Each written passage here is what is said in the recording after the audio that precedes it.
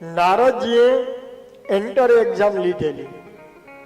આપણે બધા ઓલા ઇન્ટરવ્યુમાં જાય ત્યારે લઈ જ ને, એન્ટર એક્ઝામ આપે જ કે નહીં? આપવી પડે ને એન્ટર એક્ઝામ. સ્કૂલમાં કોલેજમાં કંઈ દાખલ થવું હોય તો એન્ટર એક્ઝામ આપે. શું કહેવાય? ઇન્ટરવ્યુ. એટલે નારદજી કહ્યું કઈ વાંધો નહીં, મારા 7 પ્રશ્નોના જવાબ આપો.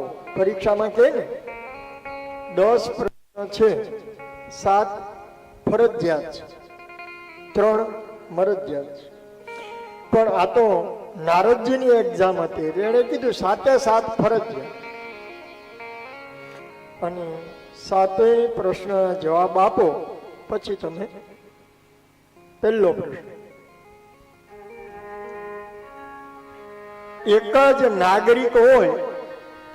નાગરિક હોય એવું રાષ્ટ્ર કયું? પહેલો સવાલ. બીજો,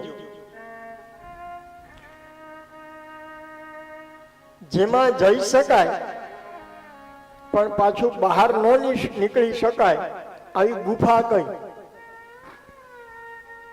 અંદર પ્રવેશ કરી શકો, નીકળી ના. ત્રીજું, 25 તત્વોથી બનેલું ઘર કયું? ચોથું, વ્યભિચારિણી સ્ત્રીનો પતિ કોણ? ચોથો સવાલ. વ્યભિચારિણી સ્ત્રીનો પતિ કોણ? પાંચમો,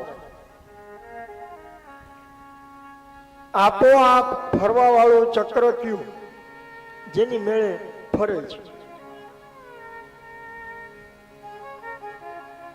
છઠ્ઠો સવાલ, બંને બાજુ વહેતી નદી કઈ? નદીનો સ્વભાવ એવો હોય એક તરફ ઉત્તર તરફ વહતી હોય, પણ આ નદી બંને બાજુ વહે, એ નદી કઈ? અને છેલ્લે 7મો સવાલ, વિચિત્ર કથા કહેતો હંસ કોણ?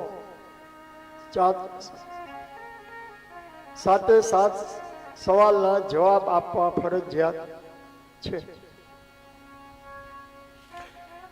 હરિયશ્ચો સબલાસો મૂંઝાણા અને કહ્યું નારદજી ખબર નથી, તમે કયો એ રસ્તે અમે જોશું, જવાબ તમે આપો.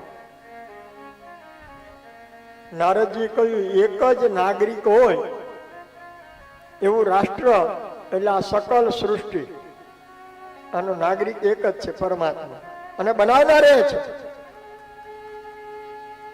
સકલ સૃષ્ટિનો પ્રથમ નાગરિક મારો લાલો છે, કૃષ્ણ. બરાબર. બીજું, જેમાં જઈ શકાય પણ બહાર ન નીકળી શકાય ગુફા હરિધામ. ભગવાન વૈકુંઠના ધામમાં જાઓ ને, એ લીલા લહેર મારા વાલા, ત્યાંથી આવી નથી શકાતું, જવાનું છે, આવવાનું હરિધામ. ત્રીજું, 25 તત્વોથી શોભતું ઘર એટલે આ કેવું દેખાવડું છે. એટલે એ વાલા કોક દિવસ ખાટલામાં પડ્યા યાદ તો કરો કે મારો ઠાકોરજી કેટલો દયાળુ છે. ત્યારે વિચાર્યું આપણે આવું, આવી દુનિયામાં કોઈ ફેક્ટરી ખરી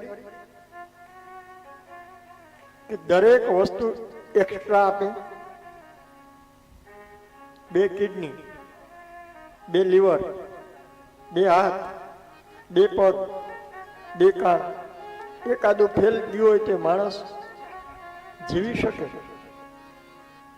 કેટલો દયાળુ છે મારો વાલો. આ બધું ક્યારેય બધું અંદર ગોઠવવા ગયો હશે. કોઈક દી ખાટલામાં પીડ્યા હુતા આમ યાદ તો કરો કે મારા પ્રભુની મારા પર કેટલી કૃપા છે.